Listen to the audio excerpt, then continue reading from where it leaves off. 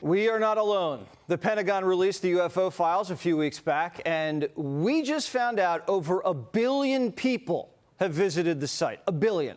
It's got to be a record. The War Department says more files will be released soon. UFO experts and top researchers have been investigating aliens for years. Their sources say dozens of crashed UFOs have been recovered, and what they found inside? Shocking. Do people think that there's one type of non-human intelligence that's visiting the Earth, or is there many, many types? People who have been involved in recoveries have said there are at least 4 types, 4 separate types. Now, I have not had direct access to that, but I believe the people who I talked to. 4 different types of life. 4 different types of life.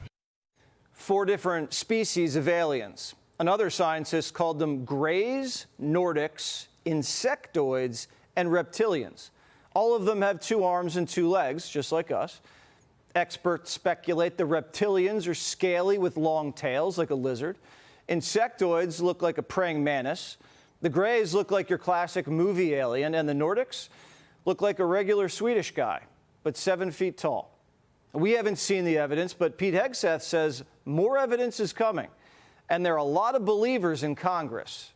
I have seen evidence in a skiff that leads me to believe there are things we cannot explain, and I have observed things that are of non-human origin and creation. That's my opinion. Releasing the files isn't easy. They've been hidden for years, and a lot of people want to keep it that way. The problem we have right now is the deep state's fighting the president on release, and he kept his word, and I suspect some of our not so friendly comrades in some of our alphabet agencies are slow walking a lot of the information. It's about power, it's about control, and that's kind of what runs Washington. So why is our own government fighting so hard to keep these secret? Well, 12 scientists have either gone missing or died. Now, we don't know if that's related, but people are scared to talk. one I thought was going to do an interview, and then a couple days before sent me a message saying, after further consideration and long talks with my wife, I decided I'd be forfeiting my life if I participated in your interview. And I thought that was like very unsettling yeah. message to get, obviously, but also very specific word choice, you know, forfeiting my life. Dan Farah is the director and producer of The Age of Disclosure, the film that started to shake loose the UFO files. All right, Dan, what have you heard about these different breeds of alien life? Look, a number of the people I interviewed in my film, senior intelligence officials, went on the record saying that there have been dozens of crashed craft of non-human origin over the years, and elements of our government have recovered those crashes, and they've gotten out of that technology of non-human origin, and in some cases, non-human bodies that were on these craft. A number of the people in my film go on the record saying that the bodies were not all the same type, meaning there were multiple species. Were the bodies alive or were they dead? The people in my film talked about events where they were dead bodies, they were deceased bodies. Okay, and there's a lot of speculation about the amount of UFO information we've been given on this first tranche. We expected more. We know there is more. Why do you think people inside the government are fighting so hard to release more? Yeah, so the president gave his directive in middle of February, essentially instructing all federal agencies to declassify evidence of non-human intelligent life and UAP. What happened after that is the White House had to go get that evidence out of the hands of all these federal agencies, and they all for the most part pushed back. The people who have gatekept this information for 80 years, they don't want to share it. You know, they've gotten a lot of power and control over the years, and it's just frankly not human nature for people to want to give up power and control. So there's a tug-of-war happening behind the scenes. There are a number of other reasons guiding their desire to keep this secret, including a general belief that the public can't handle the truth. I would argue the public can handle the truth. I think my film shows that. People aren't watching it and jumping out of windows. They're curious and they want to learn more. There's also a general feeling that, a concern that they can't tell the American public what they know and don't know without also telling our adversaries and giving them some sort of advantage. But I think that that's not really accurate. I think our adversaries know we're not alone in the universe. They know we've been recovering craft of non-human technology, non-human origin. Saying it out loud wouldn't give them any new information. Is there Those base also, facts can be shared. like, the credibility factor? You know, this is a government that's lied to us about a lot of things for a lot of years, and this was one of the big ones. You were called crazy if you even suggested anything like this. And now they're releasing files admitting that it was actually real. Are they trying to protect themselves, their own credibility?